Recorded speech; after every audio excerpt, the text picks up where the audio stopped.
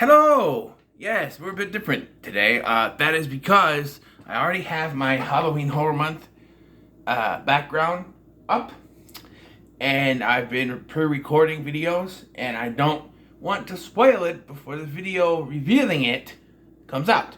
So we're gonna do it like this. We're gonna sit right here. You're gonna see the light from the Keystone, and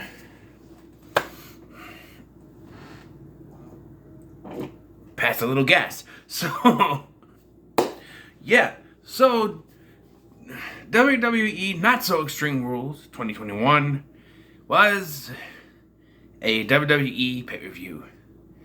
What else can you expect? Screwy finishes, even though it's a pay-per-view and we should have clean finishes all the way through. It just...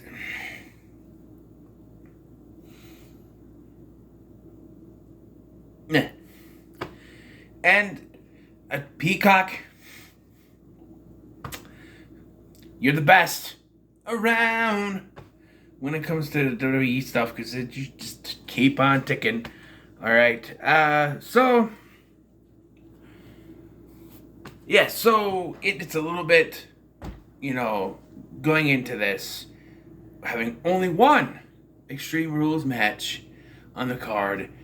Only one match with a stipulation period, although there was a triple threat match, and we'll get to that. But I just think that you need to get rid of this. The whole thing about Extreme Rules wasn't just the Extreme Rules match, but that every match has a stipulation.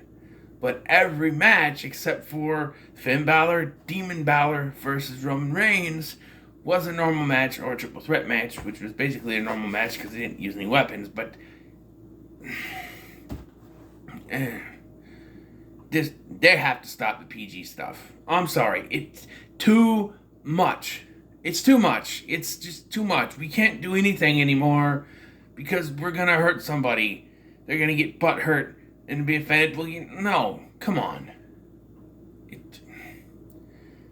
We got to stop the PG. We got to tell them, hey, if AEW can do it with the TV-14, whatever it is, why can't WWE do it? Why does WWE have to be so fucking pussyfooting, fucking pussy whipped, or whatever you call it? Fucking, we have to do everything for the kids, even though there's of all ages.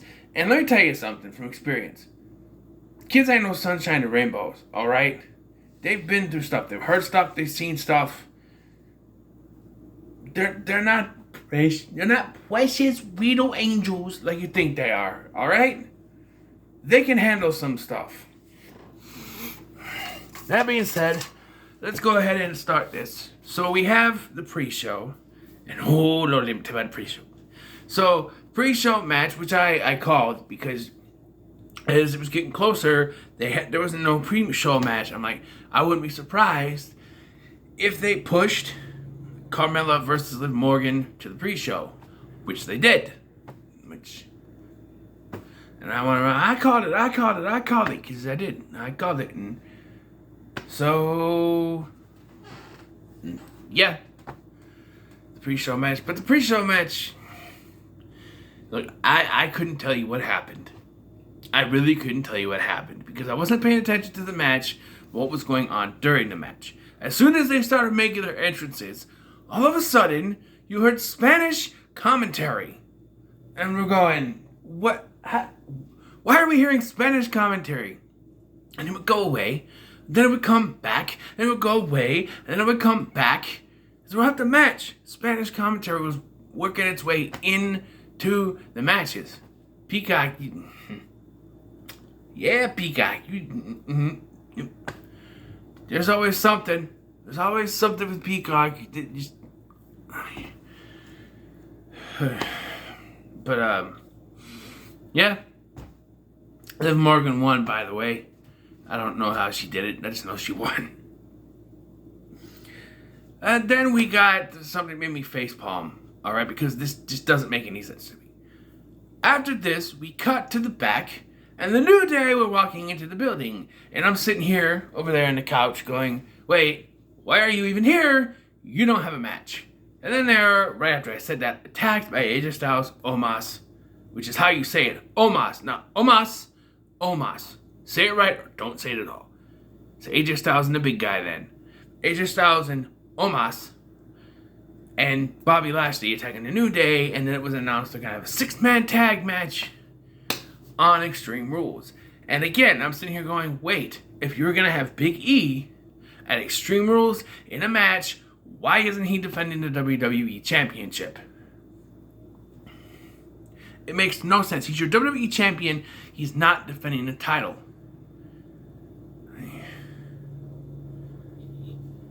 And also, it was the first match on the card. The main card. Yes, so you have your brand new WWE Champion. Put him in the first match of the show. You don't care, do you?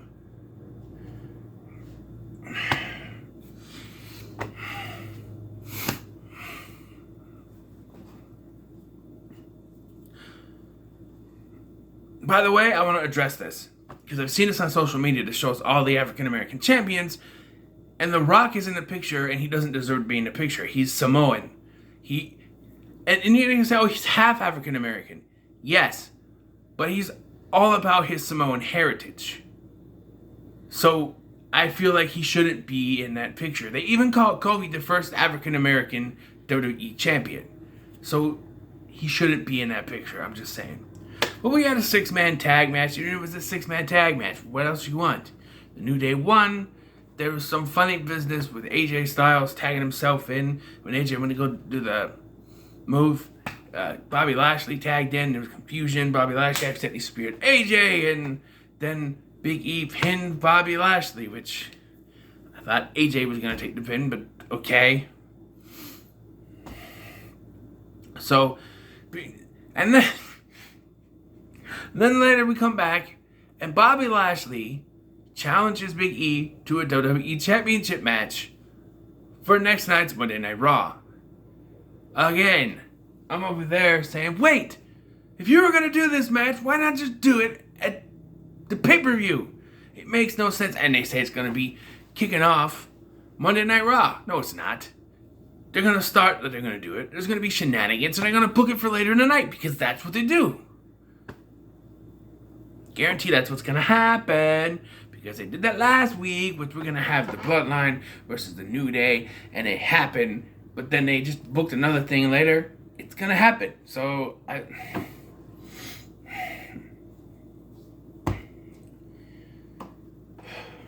in my opinion, here's the thing. If I was in charge, every title on the main roster would be on the line at every pay-per-view. None of these matches that doesn't matter, like Carmella versus Liv Morgan. Alright? Every title. Just saying. But after this, we got another title match, tag team title match, the Street Profits versus the Usos. And, I don't know, I didn't care for it. It was a good match, don't get me wrong, but I'm sick of the overselling of injuries. You sell an injury, don't oversell it.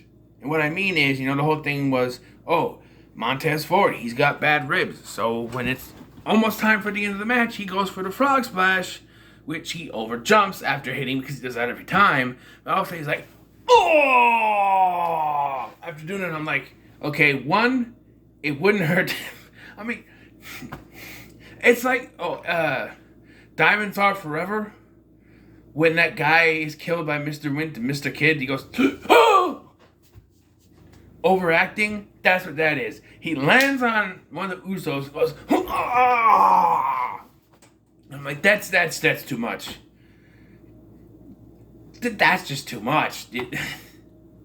And of course he lost because he took too much time and tried to get the pin, but then the Uso was in there, which, yeah, and then Usos won, because of course they are. Of course they will. I hate the Bloodline. I really do. But after this,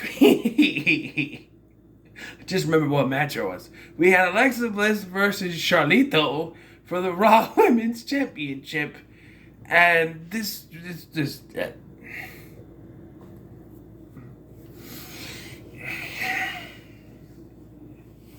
look, I like what this means, but this was just stupid. And they botched it up. Like, they really botched it up. towards the end of this. So it's Charlito, Alexa Bliss. They're going at each other. That makes it sound like a different show. But they were fighting each other, wrestling each other, the whole thing. Sports entertaining each other, which also doesn't make sense. But they were doing it. They had the match. Okay? And there were moments that Alexa Bliss looked like she was going to win. I had Charlotte to win anyway because they're not going to, Daddy's money. They might not want him to come, but they'll still take his money so his daughter wins, Because Vince McMahon's a greedy bastard. But she won. And then, afterwards, she took Lily and she ripped Lily to pieces. And, yeah. And then she walked off. And then Alexa Bliss got in the ring. And she was crying over it. And she took about 100 years to get done with this. And no one cares about the stupid doll, huh? And she's in there. And she's crying. And no one cares. But the stupid ass fans in the arena are shouting out, "Thank you, Lily. Thank you, Lily." And I'm going, what is wrong with you people? It's a doll. Sure, I may talk to you with stuffed duck, a stuffed elder god, and a baby and a Grogu, stuffed Grogu thing, but I know they're not real. I'm not gonna cry. Well, maybe if they get torn up, I could get a new Cthulhu, and maybe a new Baby Yoda. The duck would be kind of hard to do, but I'm just saying. Don't cry over a stupid doll, and don't take 100 years to get it done, and then they do this. The cameraman is an idiot because he's filming her right like this, and you can see in her mouth, she has a little capsule thing to make her mouth foam, but the cameraman's like right there, because he's going, and you can see she has something in her mouth, making the white foam come out. And it was stupid. No one cares about the stupid doll. Move on. See, let me check my... triple threat match time. Damian Priest versus Jeff Hardy versus Sheamus. Triple threat match. And... yeah, no one really had faith that Jeff Hardy was going to do anything worth note. It's Extreme Rules, but it's a triple threat match. And they didn't sell it like, oh, this could be... they could do anything they want. But no, they didn't. And... I'll be honest, I thought Jeff was going to take the pin because that's why they put him in the match. I don't know. But, yes. So, triple threat match. There was no weapons. There was nothing. Nothing that could be used in a no disqualification situation at all. There was jumps, there was flying, but there was no tables. Nothing. No barricade breaking. Nothing. It was just a regular match with 3 people.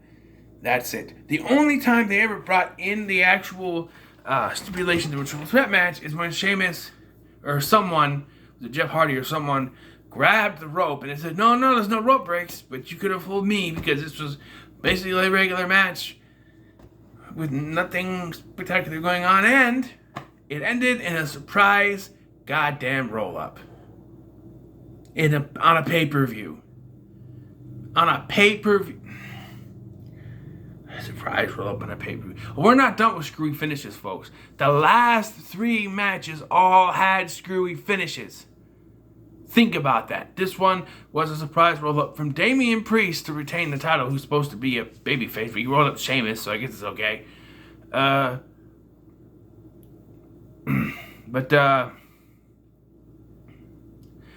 Yeah. And then we had Bianca Belair versus Becky Lynch for the SmackDown Women's Championship. And I heard people saying, oh, they're going to do another quick match. And I honestly would have preferred it to this. There's some good back and forth. I feel like Becky went too many times to try to put in her submission thing, whatever you call it. Not the last kicker, the Becky Tamer, whatever you call it, with the arm. I don't know. I don't remember what it's called. I don't really care. She went back to that way too many times in the match. It's like, give up already. Every time she's able to grab Bianca's arm, Bianca's like, no, I told you before, you're not doing this. But she keeps going back to it. Like about 4 or 5 times she did it. It's like, come on. Repetitiveness much. And just when you thought we were going to have a new champion, because the match itself wasn't that bad, other than her going back to the well too many times to do that move. This one you thought, oh, this is not going to be that bad. WWE had to be WWE. So it got down to the finish. Bianca went for the KOD, and Sasha Banks came out and attacked them. Or attacked her. So technically, Bianca Belair wins by disqualification. And she attacked Bianca, and then Becky's like, hey. And Sasha attacked her too, so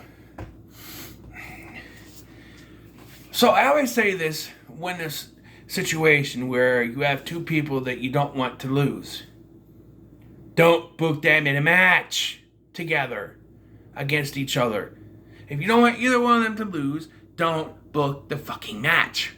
It doesn't make sense that you're just going to do a screwy finish, so why even have the match if there's not going to be a conclusion? It doesn't make any sense. Speaking of not making sense, we have our main event of the evening.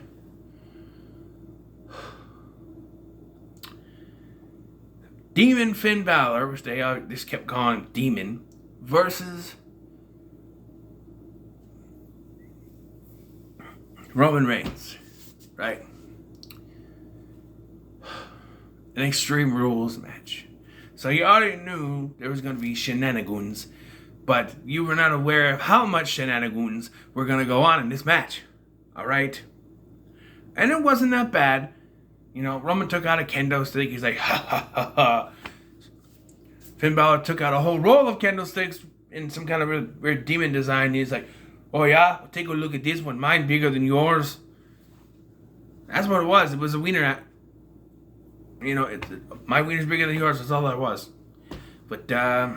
And I set up a table.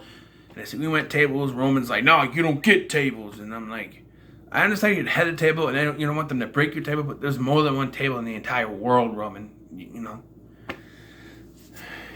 And so, we're going to fast forward a little bit here. It looks like Finn's about to win the match. And of course, through most of the night, I was goofing off. Wasn't taking anything seriously. I was pretending to be Goldberg, going senile at his old age. You know, legends, disrespecting legends.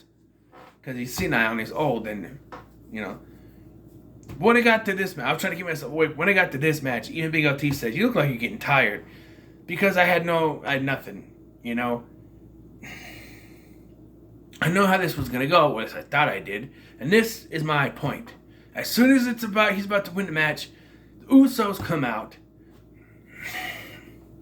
And they stop him. I'll give it to Finn Balor. He did fight back. But then Roman comes out and he spears him through the barricade.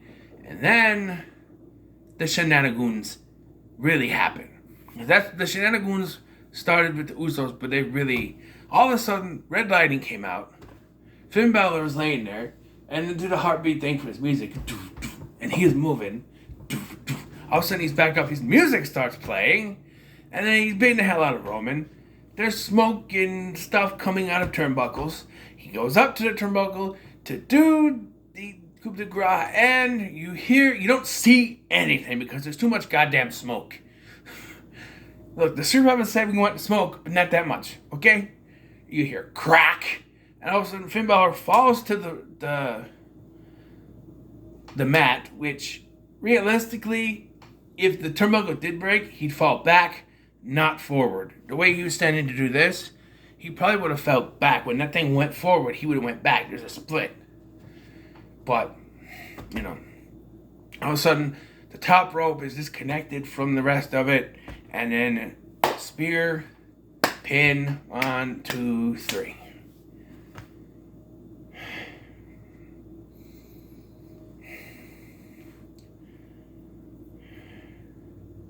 I almost would have preferred my idea which was, I didn't tell anybody about this, but my idea for this was that it would be a no contest. Because the whole thing was that, the fiend, I keep saying that, the demon has never been beaten. Demon has never lost a match. So the only way to do that is to have Brock Lesnar come out, attack both of them, and cause a no contest by them both being, they're in the middle of the ring. He comes up, he clotheslines both of them, no contest. He beats the hell out of both of them. Well, there's not no contest. He beats the hell out of both of them, and they're unable to move. They have to just end the show. A non-finish, which would be more shenanigans, but it would make more sense than the top turnbuckle breaking, especially since earlier you had Sheamus on top of it going. Like Jeff Hardy, you could hold him, but not a thinner and lighter competitor like Finn Balor. I don't think so. That paint he has on must weigh a lot then. But it's just no. And they didn't even have Brock Lesnar show up. How fucking stupid is that? You think Brock could have shown up? They teased him earlier when Heyman was on the phone, and Kelly Braxton once again interrupted him, and then he's like, well, she's like, you talking to Brock Lesnar? And he's like, well, if I was talking to Brock Lesnar, I would tell you. Then Uso show up, and he's like, trying to end the phone call. So obviously he was. And I go back to another statement I had. You don't need a title on the line for Brock versus Roman. You can give the title. We can do main event matches without titles. I know it's a stretch, but we can do that. We did The Rock versus Cena at WrestleMania 28 without a title. Then they decided, screw that, we'll just do it again with the title the next year. It wasn't needed. We didn't need to repeat that. We don't need a title between them. You already have a story. Roman Reigns took Paul Heyman from Brock Lesnar. Brock wants him back. That's all you need. We need a custody of Paul Heyman match. He's in a shark cage for the whole thing or something. I don't know. It makes more sense than... I don't know. I know that supposedly they're going to do Roman versus The Rock at WrestleMania, but that's never going to happen. They're holding out for it, but it's not going to happen because The Rock will never get cleared to compete because he's got to do the movies. I'm just saying. But overall, I wouldn't say it sucked. The matches were decent until the finish. The last 3 matches were still good up until the finishes. So, I could say it was decent, but I'm not high on WWE anymore. Honestly, they kind of lost me.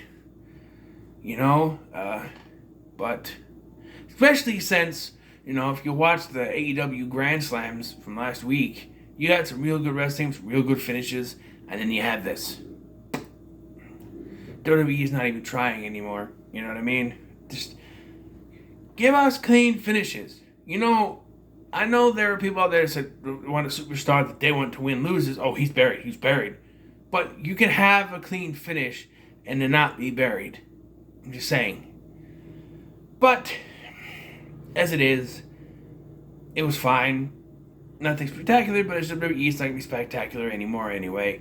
And yeah, it also harkens back to last year, right? We had no crowds, but they were so creative with the matches we had last year, even though we had that stupid ass swamp match.